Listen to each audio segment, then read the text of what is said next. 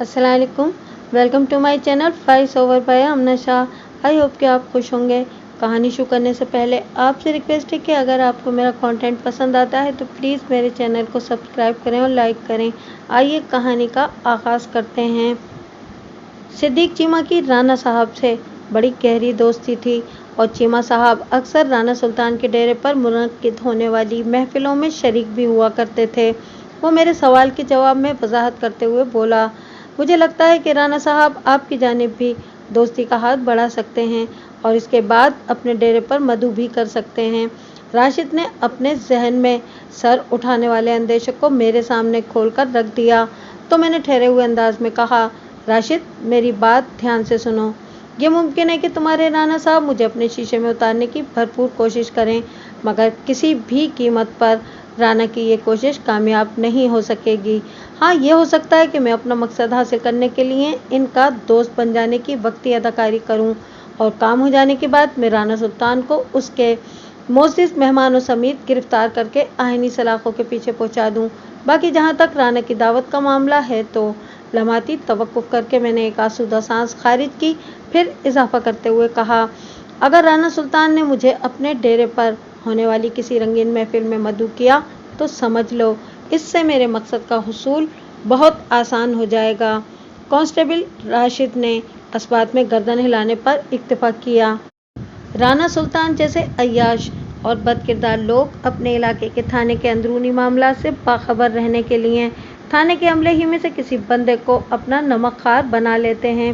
मैंने कांस्टेबल राशिद की आंखों में देखते हुए सवाल किया, हमारे थाने के स्टाफ में राना सुल्तान का वफादार कौन है? कांस्टेबल रफ़ीक, उसने बड़े वसूख से जवाब दिया। ओह, तो रफ़ीक वो कुत्ती है जो चोरों के साथ मिलकर इनका काम आसान बना रही है। मैंने सरसराती हुई आवाज़ में कहा, कांस्टेबल रफ़ीक पर मुझे गहरी निगाह रखना पड़ेगी। जी बिल्कुल, राशिद ने तायदी अंदाज में गर्दन हिलाई। मैंने कांस्टेबल रफ़ीक के लिए कुत्ती का लफ्ज़ इस्तेमाल किया है, जबकि तस्कीर और तानीस की रूह से उसे कुत्ता होना चाहिए था, मगर मुहावरे की मजबूरी का ख्याल रखना भी ज़रूरी है। मुहावरा यही है कि कुत्ती चोरों से मिल गई।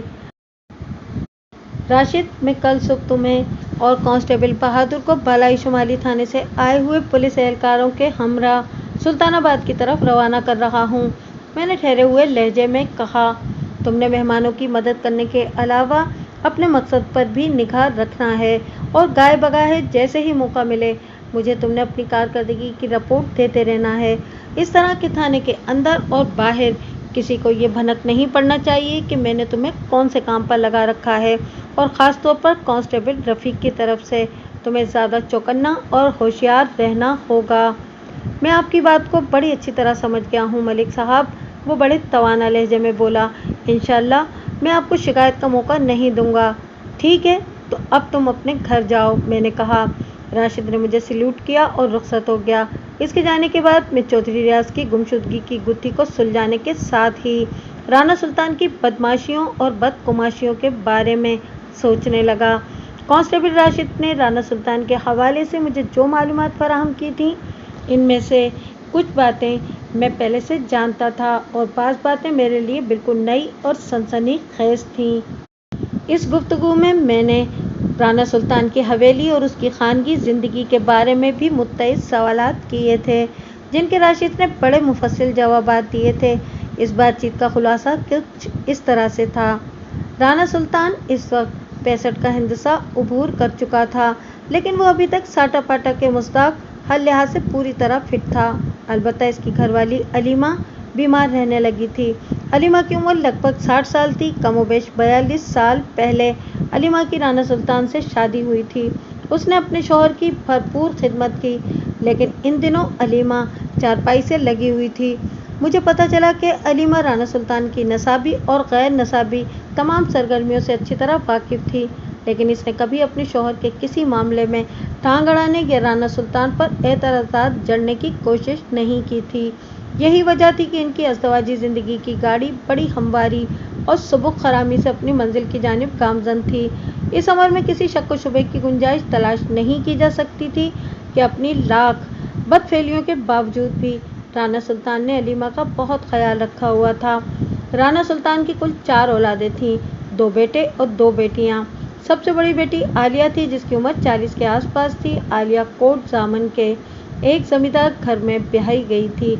आलिया के शौहर सफदर हुसैन ने उसे बहुत खुश रखा हुआ था। इनकी 2 औलादें थीं, एक 12 साल का बेटा और एक 8 साल की बेटी। आलिया से 5 साल छोटा राना उस्मान था। वो अपनी बीवी सलमा और 3 बच्चों के साथ हवेली में रहता था, जिनमें 2 बेटियां और 1 बेटा था। उस्मान से 5 साल छोटा राना फुरकान था। फुरकान की बीवी का नाम फिरदौस था। इनका सिर्फ एक 3 साल का बेटा था। राना उस्मान की तरह राना फुरकान भी हवेली के अंदर ही कयाम पजीर था। सबसे छोटी सनोबर थी। सनोबर की उम्र इस वक्त 23 साल थी और वो अभी गैर शादीशुदा थी। हवेली के अंदर बसने वालों ने तमाम अफराद और बाहर के अक्सर लोग राना सुल्तान की खरमस्तियों से बखूबी आगाह थे, लेकिन इनमें से किसी में इतनी जुर्रत नहीं थी कि वो राना की आंखों में आंखें डालकर इसे इसकी गलतियों का एहसास दिला सके। ये राना की बदकिस्मती थी कि कुदरत ने मुझे इस इलाके के थाने का इंचार्ज बना दिया था। 11 फरवरी की सुबह मैंने शुमाली बालाई थाने से आए हुए 3 अफराद को खूब तगड़ा नाश्ता कराने के बाद कांस्टेबल राशिद और बहादुर की मईयत में सुल्तानाबाद की जानिब रवाना कर दिया, ताकि वो लोग गुमशुदा चौधरी रियाज का कोई सुराग लगा सकें। फिलहाल इस केस में मैं एसआई इरशाद के साथ इसी नौयत का ताउन कर सकता था। मुझे नज़ीर हुसैन खोजी के तजुर्बे और उसकी पेशावराना महारत पर कोई शक नहीं था। इस अल्लाह के बंदे ने 2 घोड़ों और 4 घुड़सवारों के हवाले से जो खुरा निकाला था, इसकी अपनी जगह एक ख़ास अहमियत थी, और इसी अहमियत की रोशनी में वो तीनों राजगढ़ से बरास्ता कोट जामिन मेरे थाने तक रसाई हासिल करने में कामयाब हो गए थे। लेकिन यहाँ पहुंचकर घोड़ों के सुमों के निशानात इनकी दस्तरस में नहीं रहे थे। वो लोग ये फैसला करने से कासिर थे कि इससे आगे वो चारों घुड़सवार किस तरफ गए थे। पिछली रात मेरे क्वार्टर पर कांस्टेबल राशिद ने मुझसे जिस किस्म की बातें की थी, इससे ये बात तो पाया तकमील तक पहुंच गई थी कि चौधरी रियाज इस इलाके में आया तो था, लेकिन राशिद का बयान एक ज़ाविये से खोजी नज़ीर हुसैन के मुशाहिदे से इख्तिलाफ करता दिखाई देता था। राशिद ने चौधरी रियाज को चलते फिरते 1-2 रोज़ पहले सुल्तानाबाद के अंदर कहीं देखा था, मगर कहाँ, ये उसे याद नहीं आ रहा था। जबकि नज़ीर हुसैन का दावा था कि चौधरी रियाज को बेहोश करने के बाद घोड़े की पुश्त पर लाद कर यहाँ तक पहुँचाया गया था। खोजी नज़ीर हुसैन के इस दावे में भी एक बारीक नुक्ता पोशीदा था, और वो ये कि इसकी पेशावराना महारत कहती थी कि इन 2 घोड़ों पर सवार 4 अफराद में से एक घोड़े के दोनों घुड़सवार बाकायमी होशो हवास सफ़र करते हुए राजगढ़ से यहाँ पहुँचे थे, जबकि दूसरे घोड़े के 2 घुड़सवारों में से एक गहरी नींद में था, या फिर वो बेहोशी की हालत में घोड़े की पुश्त पर लदा हुआ था। नज़ीर हुसैन के इस तकनीकी बयान से कहीं ये साबित नहीं होता था कि वो बेहोश शख्स लाज़िमन गुमशुदा चौधरी रियाज ही होगा। मैंने अब तक इस केस पर जितना गौर किया था, इससे मेरी समझ में तो यही आया था कि अगर चौधरी रियाज इन 4 घुड़सवारों में शामिल था तो वो हरगिज़ बेहोश नहीं था। बेहोश शख्स कोई और भी हो सकता था। जैसा कि कांस्टेबल राशिद ने मुझे राना सुल्तान के डेरे पर मुनक्किद होने वाली जुए और शराब की महफिलों के बारे में बताया था, तो ऐन मुमकिन था चौधरी रियाज भी इसी मकसद की खातिर वहाँ पहुँचा हो। बाकी 3 अफराद चौधरी रियाज के साथी भी हो सकते थे, और राना सुल्तान के नमकखार और वफादार बंदे भी, जिन्हें राना मालदार और पार्टियों को घेर कर डेरे पर लाने के लिए इस्तेमाल किया करता था, ताकि इनकी जेबें खाली कर सके। अलगर्ज अगर चौधरी रियाज वाक़ियतन इस इलाके में आया था, तो उसकी गुमशुदगी का मुअम्मा हल करने के लिए राना सुल्तान की ज़बान खुलवाना बहुत ज़रूरी था। मुझे कांस्टेबल राशिद की वापसी का इंतज़ार था। इसकी रिपोर्ट के बाद ही चौधरी रियाज की तलाश और बाजियाबी के लिए कोई जामे लाहे अमल तैयार किया जा सकता था। मैंने कांस्टेबल रफ़ीक पर कुछ काम करने के ख्याल से इसे अपने कमरे में बुला लिया। राशिद की ज़बानी मुझे पता चल चुका था कि रफ़ीक राना सुल्तान के लिए काम करता था। अगर राशिद की फराहम करदा मालूमात 100% दुरुस्त थी, तो फिर रफ़ीक राना सुल्तान की वफादारी के नतीजे में संगीन नौयत की कानून शिकनी और अपने फ़राइज़ से गफलत का मुर्तकिब हो रहा था। मैं इसे रंगे हाथों पकड़कर बेनकाब करने का इरादा रखता था, लिहाजा इस मकसद के हुसूल की खातिर उसके साथ प्यार पहुँचे वाला रवैया रखना ज़रूरी था ताकि इसकी असलियत खुलकर सामने आ जाए। कांस्टेबल रफ़ीक मजबूत हाथ पैरों का मालिक एक दराज कामत पुलिस एहलकार था। इसकी उम्र का तखमीना मैंने 30 के करीब लगाया। इसने मेरे कमरे में आकर मुझे सल्यूट किया, फिर मुतज़ब्ज़ब लहजे में दरियाफ्त किया, मलिक साहब आपने मुझे तलब किया और मैं हाजिर हो गया, सब खैरियत तो है? रफ़ीक की आंखों में एक ख़ास किस्म की तेज़ी, तर्रारी और अय्यारी पाई जाती थी। मैंने ठहरे हुए लहजे में कहा, अभी तक तो खैरियत ही है और दुआ करो कि आइंदा भी हमारे थाने में खैरियत ही का दौर दौरा रहे।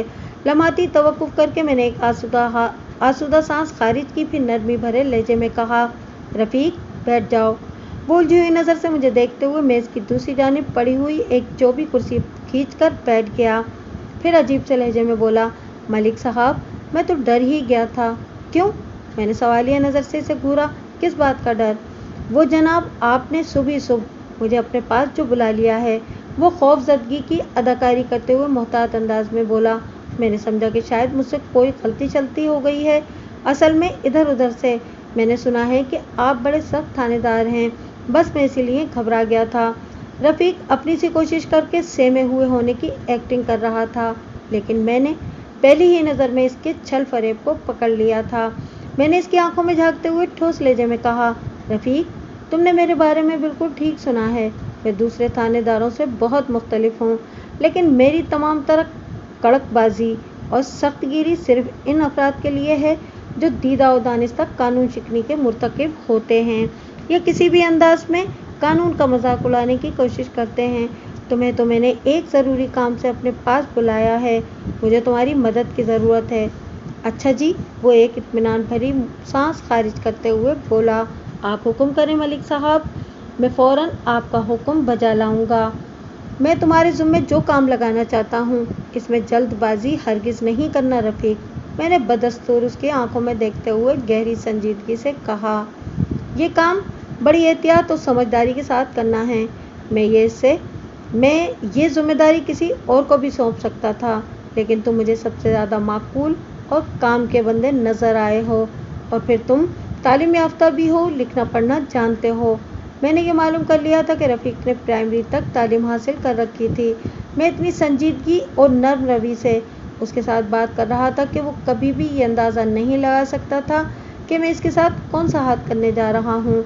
मेरी बात के जवाब में वो सर को असबाती जुम्बिश देते हुए बोला, जी बिल्कुल, मैं लिखना पढ़ना जानता हूँ। एक बात का ध्यान रखना रफ़ीक, मैंने थोड़ा आगे झुककर राजदाराना अंदाज में कहा, हमारे दरमियान जो भी बातचीत होगी इसका जिक्र तुम किसी से नहीं करोगे, ख़ासतौर पर थाने में मौजूद पुलिस एहलकारों से तो बिल्कुल नहीं। मुझे इस थाने में तैनात हुए चंद दिन ही गुजरे हैं और मैंने यही महसूस किया है कि यहाँ तो आवे का आवा ही बिगड़ा हुआ है। आप फिक्र न करें मलिक साहब, वो अपने सीने पर हाथ रखकर बड़े अज़्म से बोला, आपने मुझ पर भरोसा किया है तो मैं आपके भरोसे को टूटने नहीं दूंगा। आप मुझे काम बताएं, मैं आपकी तवक्कुआत पर पूरा उतरने की कोशिश करूंगा। काम एक नहीं दो हैं, मैंने अपनी बात को आगे बढ़ाते हुए मुतदिल अंदाज में कहा, और ये दोनों काम सिर्फ और सिर्फ तुम ही को करना है। हालांकि कांस्टेबल राशिद का ताल्लुक मौजा सुल्तानाबाद से है, मैं ये दोनों काम उसके ज़िम्मे भी लगा सकता था, लेकिन मैं राशिद पर अंधा एतमाद नहीं कर सकता। मैं इसे इन कामों का अहल नहीं समझ सकता। वो बेचैनी से पहलू बदलते हुए बोला, मलिक साहब आपकी मेहरबानी है जनाब, क्या आप मुझ पर एतमाद का इजहार कर रहे हैं?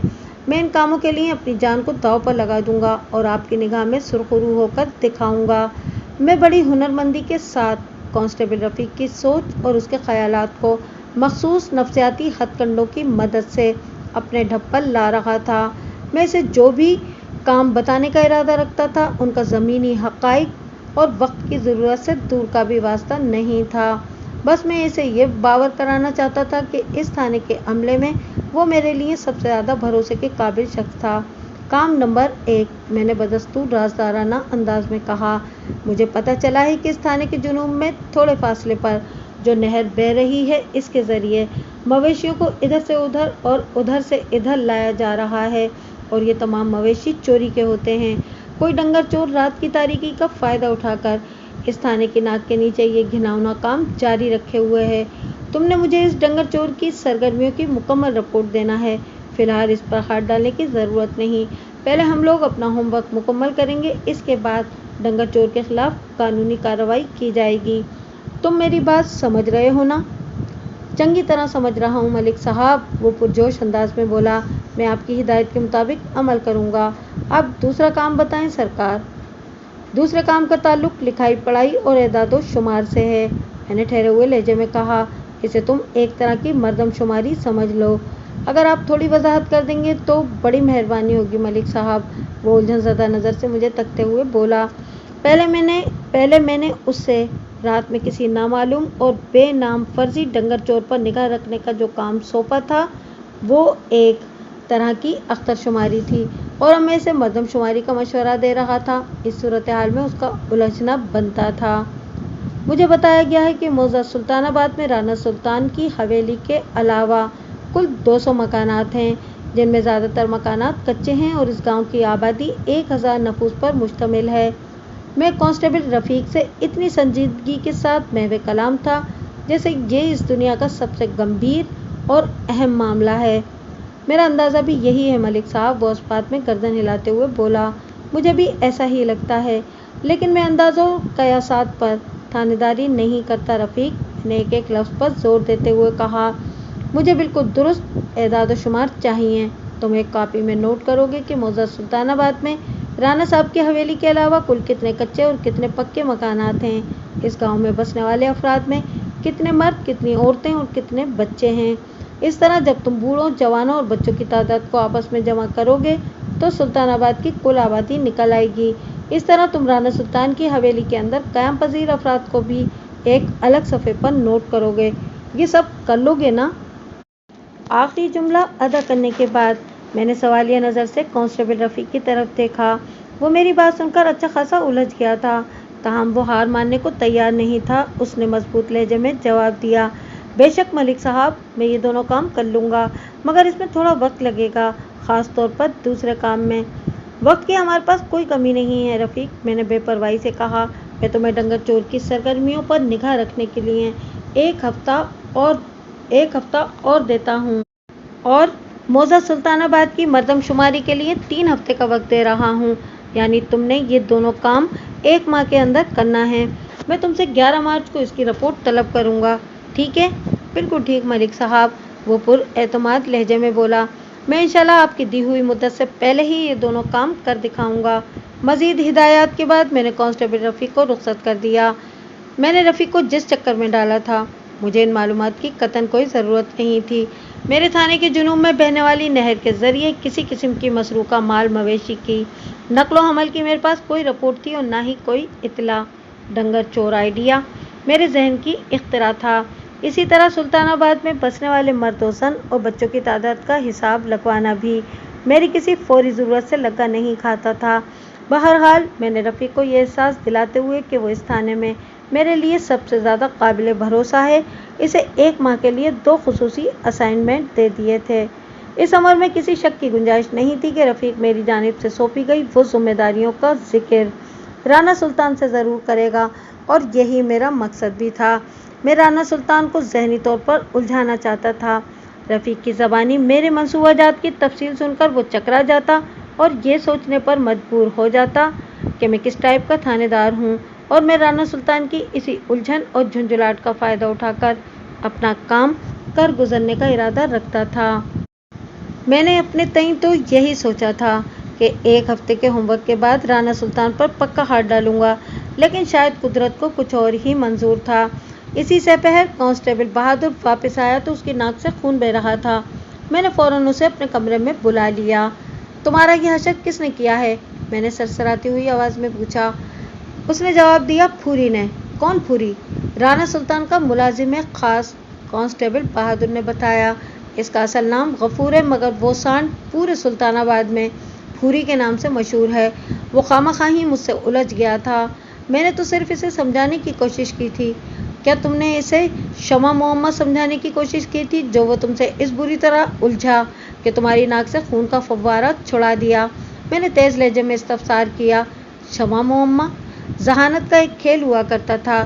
دور حاضر کی زبان میں آپ اسے پزل گیم یا کراس ورڈ سمجھ لیں۔ इस पजल के बाज़ अल्फाज बनाने के लिए तो दिमाग की चूलें हिल जाया करती थीं। नहीं मलिक साहब, कांस्टेबल नफ़ी में गर्दन हिलाते हुए बोला। वो नामुराद गांव की एक औरत के साथ बदतमीजी कर रहा था। औरत मुझे मुश्किल में गिरफ्तार नजर आई तो मैं इनके नज़दीक चला गया। इस दौरान में पूरी ने नरगिस नामी इस औरत को कलाई से पकड़ लिया था। वहाँ निस्फ दर्जन अफराद जमा थे, मगर किसी में इतनी जुर्रत नहीं थी कि वो राना सुल्तान के पालतू फूरी को इस जोर ज़बरदस्ती से रोकने की कोशिश करता। मैंने जाते ही फूरी को हुक्म दिया कि वो नरगिस का हाथ छोड़ दे। जवाब में उसने उछलकर मेरी नाक पर एक धुआंधार टक्कर जड़ दी। लम्हाती तवक्कुफ करके उसने एक गहरी सांस ली, फिर रुमाल की मदद से अपनी खून आलूद नाक की मिजाज पुरसी करने के बाद अपनी बिपता को आगे बढ़ाते हुए बताने लगा। मेरे वहमो गुमान में भी नहीं था कि वो यूं अचानक मुझ पर पिल पड़ेगा। नाक पर उसकी टक्कर खाते ही मेरी आंखों के सामने अंधेरा छा गया था। मैं सर पकड़कर जमीन पर बैठ गया। इसी वक्त मुझ पर यह इंकिशाफ हुआ कि मेरी नाक से खून जारी हो चुका है। फिर जब मेरे खवास ठिकाने आए और मैं उठकर खड़ा हुआ तो पूरी वहां से गायब हो चुका था। थोड़ी देर पहले मैंने वकुआ पर जो निस्फ दर्जन तमाशाई देखे थे वो तितर बितर हो गए थे। नरगिस भी मुझे कहीं नजर नहीं आई और मैं थाने आ गया। कांस्टेबल के साथ जो वाकया पेश आया था इसकी उमूमन तवक्को नहीं की जा सकती। जुराइम पेशा और कानून शिकन होना एक अलग बात है, लेकिन किसी बावर्दी कानून के रखवाले पर यूं हमलावर हो जाना बड़ी ही दीदा दिलेरी की मिसाल थी। अगर पूरी ने ऐसी जुर्रत की थी तो यकीनन वो अपनी इस हरकत के अंजाम से कतई नावाकिफ था। मैं इस इलाके में थाना इंचार्ज इसलिए तैनात नहीं हुआ था कि अपने अमले के अफराद को गुंडों और मवालियों से पिटवाता फिरूं। पूरी राना सुल्तान का मुलाजिम खास था और इसकी सारी बदमाशी राना सुल्तान की शह पर थी। मैं तो बड़े आराम से राना सुल्तान को नकेल डालने के बारे में सोच रहा था, लेकिन हालत व वाक़ियात इस अमर के मुतकाजी थे कि मुझे अपनी कारकर्दगी में बरकी तेज़ी लाना होगी। मेरे तजुर्बे और मुशाहिदे में तो यही आया है कि हर शय के दो रुख होते हैं, एक मुस्बित और दूसरा मनफी। पूरी ने कांस्टेबल बहादुर से ज्यादती करके एक मनफी अमल का इजहार किया था, जिसके लिए मैं पूरी को किसी भी कीमत पर माफ़ नहीं कर सकता था। इसी अमल का एक मुस्बित पहलू भी था और वो ये कि पूरी की इस हरकत ने मेरे लिए राना सुल्तान को घेरने की राह हमवार कर दी थी। मैंने बहादुर के साथ होने वाली ज्यादती को राना सुल्तान के खाते में चढ़ाया और बहादुर से पूछा, राशिद भी तो तुम्हारे साथ था? जिस वक्त तुम पूरी से उलझ रहे थे तो राशिद कहाँ था? सह पैर तक हम दोनों एक साथ ही थे मलिक साहब। वो रुमाल की मदद से अपनी नाक से जारी होने वाले खून को साफ करते हुए बोला। जब मेहमान पुलिस एहलकार सुल्तानाबाद से आगे रवाना हो गए तो हमने भी वापसी की राह ली। जब हम राशिद के घर के नज़दीक से गुजरे तो उसने मुझसे कहा कि मैं थाने जाऊं। वो अपने घर से होकर थोड़ी देर के बाद थाने आ जाएगा। बालाई शुमाली थाने से आने वाले 2-3 अफराद सुल्तानाबाद से निकलकर आगे किस तरफ गए हैं? बहादुर के खामोश होने पर मैंने पूछा। उन्होंने भीमनगर जाने का इरादा जाहिर किया था, उसने बताया। भीमनगर नामी वो छोटा सा गांव मेरे थाने की शुमाल मगरबी सिमत में सुल्तानाबाद से महज 3 मील के फासले पर वाक़ था। मैंने बहादुर अली से सवाल किया, सुल्तानाबाद में तफ्तीश और तलाश का क्या नतीजा बरामद हुआ? क्या इन लोगों को चौधरी रियाज ऑफ राजगढ़ की यहाँ मौजूदगी के आसार नजर आए? नहीं मलिक साहब, उसने सर को नफ़ी में हिलाते हुए कहा। इन तीनों ने हम दोनों के साथ मिलकर दिन भर जो भाग दौड़ की है इसका नतीजा सिफर के बराबर है। वो सुल्तानाबाद से मायूस होकर भीमनगर की तरफ गए हैं। बात के इख्तिताम पर उसने एक बार फिर रुमाल को नाक पर रख लिया। मैंने उसकी आंखों में देखते हुए गहरी संजीदगी से कहा, बहादुर, तुम्हारे साथ फूरी ने अचानक जो कुछ भी किया उसके लिए खुद को कसूरवार या बुज़दिल नहीं समझना। बुज़दिल तो वो कमीना फूरी है जो तुम पर हमलावर होने के बाद वहां से फरार हो गया। अगर वो बहादुर होता तो वहीं पर रुककर तुम्हारे उठने का इंतजार करता। बहरहाल, मैंने लम्हाती तवक्कुफ के बाद समझाने वाले अंदाज में कहा, तुम अब जाकर आराम करो और जल्दी से अपनी नाक को ठीक कर लो, लेकिन इस चोट को भूलना नहीं। मैं बहुत जल्द तुम्हें पूरी का उधार चुकाने के लिए एक मौका फराहम करूंगा। तब इस पर साबित कर देना कि तुम सिर्फ नाम के ही नहीं बल्कि काम के भी बहादुर हो। वो मेरा शुक्रिया अदा करके कमरे से निकल गया। इसके बाद मैंने एएसआई फिरोज़ को अपने पास बुला लिया। फिरोज़ के बारे में मेरी इतलात यही थी कि वो एक मुस्तैद और फर्शनास पुलिस एहलकार था। फिरोज मेरे कमरे में पहुंचा तो मैंने इसे बैठने का इशारा किया और ठहरे हुए लहजे में कहा, फिरोज, कांस्टेबल बहादुर के साथ पेश आने वाले वाकये की तो तुम्हें खबर होगी। जी मलिक साहब, वो गहरी संजीदगी से बोला। ये ठीक है कि आपसे पहले इस थाने के जो इंचार्ज साहब थे, इनकी राना सुल्तान से अच्छी खासी दोस्ती थी, लेकिन ऐसा कभी नहीं हुआ कि राना सुल्तान या इसके किसी मुलाजिम ने पुलिस वालों का गिरबान पकड़ने की जिसारत की हो। ये तमाशा तो मैंने पहली बार देखा है। पहली और आखिरी बार फिरोज, मैंने सनसनाते हुए लहजे में कहा। आज के बाद राना सुल्तान, उससे ताल्लुक़ रखने वाला हर शख्स पुलिस के ग़याब में भी उसका कलमा पढ़ेगा। ऐसा अफसोसनाक वाक़या इससे पहले क्यों नहीं हुआ और अभी क्यों हुआ है, इसका भी एक ख़ास सबब है। क्या सबब मलिक साहब? मैं सांस हमवार करने के लिए थमा तो फिरोज ने दिलचस्पी भरे लहजे में सवाल किया। जिस तरह मैंने यहाँ का चार्ज संभालने से पहले राना सुल्तान के बारे में बहुत कुछ जान लिया है, ये ऐन मुमकिन है कि राना सुल्तान ने भी लाजिमन नए थाने इंचार्ज यानी मेरे हवाले से मालूमात इकट्ठा कर रखी हों। मैंने फिरोज के इस्तफसार के जवाब में वजाहत करते हुए बताया। इस अमर में तो कोई शक नहीं कि राना सुल्तान के सिद्दीक चीमा जैसे बाज़ पुलिस अफसरों से गहरे दोस्ताना मरासिम हैं। इन्हीं में से किसी की ज़बानी राना को मेरे बारे में मालूम हो गया होगा कि मैं उसके साथ याराना लगाने वाला नहीं हूँ। मैं एक उसूल परस्त और ईमानदार पुलिस अफसर हूँ। राना सुल्तान जैसे कुमाश के चौधरी, वडेरे और दीगर ताकतवर जमींदार ऐसे पुलिस अफसरों को पसंद करते हैं जो उनके गैर कानूनी और गैर अखलाकी धंधों के रास्ते में रुकावट ना बने, लेकिन इनके मंशा के मुताबिक कानून को मोम की गुड़िया बना डालें, जैसे जिसे बावक्त ज़रूरत दौलत की आंच दिखाकर अपनी मर्जी के मुताबिक मोड़ा जा सके।